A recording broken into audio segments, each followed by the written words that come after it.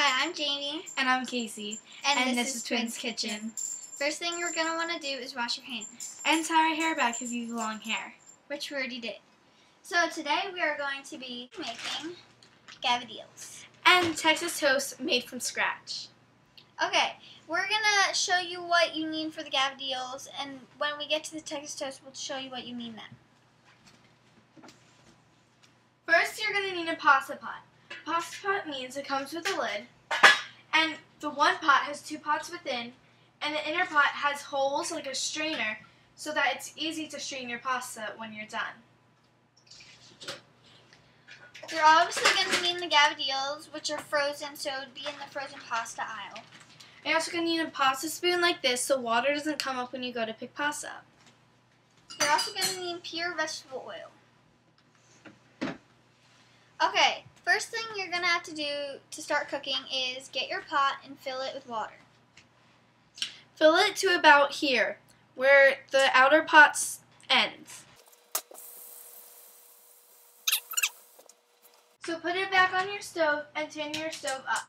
You're going to want to turn the heat on high to medium. Okay, and you're going to want to put some vegetable oil in. Only a little bit though. You're going to put 1 tablespoon.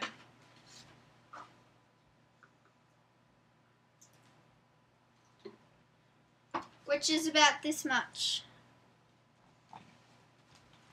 And you just want to put it in your water.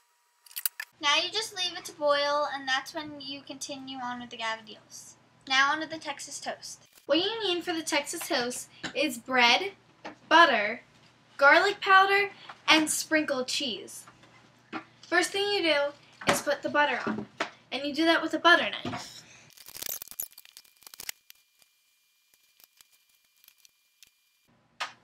Okay, after you're done spreading all of your bread with butter, you want to get your trays out.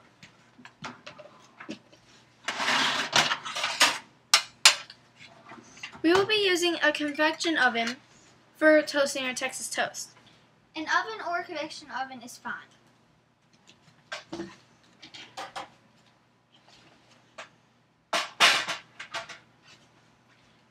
You want to spread your toast out evenly without the tray. So now you're going to put the garlic on. Put as much as you want.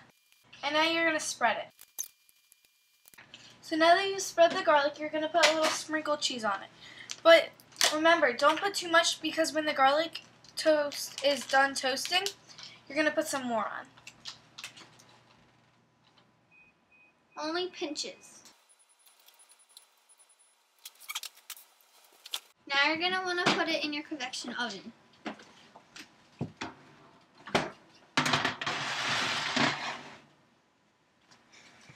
Okay, you're going to want to put your bread in your convection oven or oven.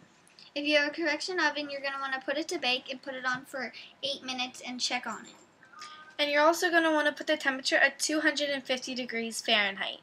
And if you have the oven, it's the same thing. So now, we're just going to wait for our water to boil. Okay, so the gavadils are boiling while the water is. And the Texas toast is almost done. Okay, so let's do the gavadils first.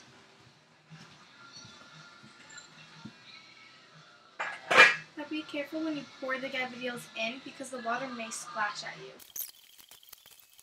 Okay, you want to use the spoon instead of just dumping them in. Or else you could burn yourself.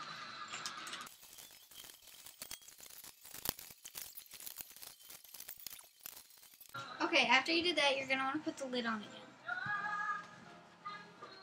And our Texas toast only has about less than a minute.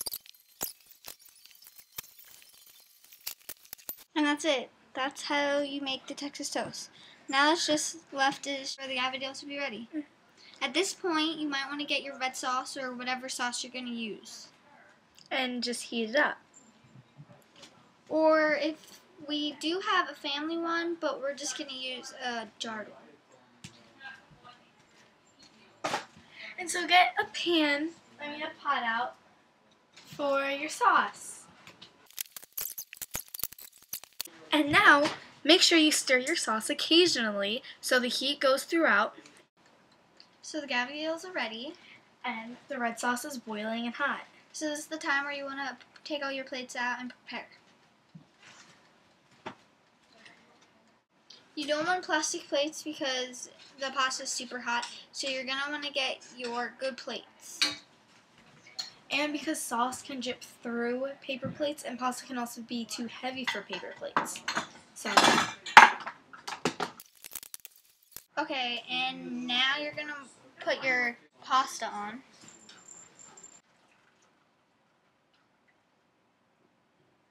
You want to drain all the water.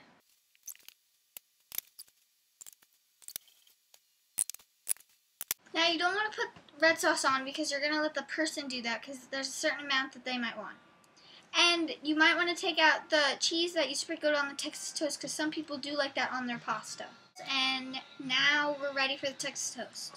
So your Texas toast should look like this, golden, smells good, and the cheese is melted.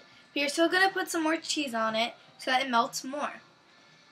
And that was another episode of Twins Kitchen. See you next time.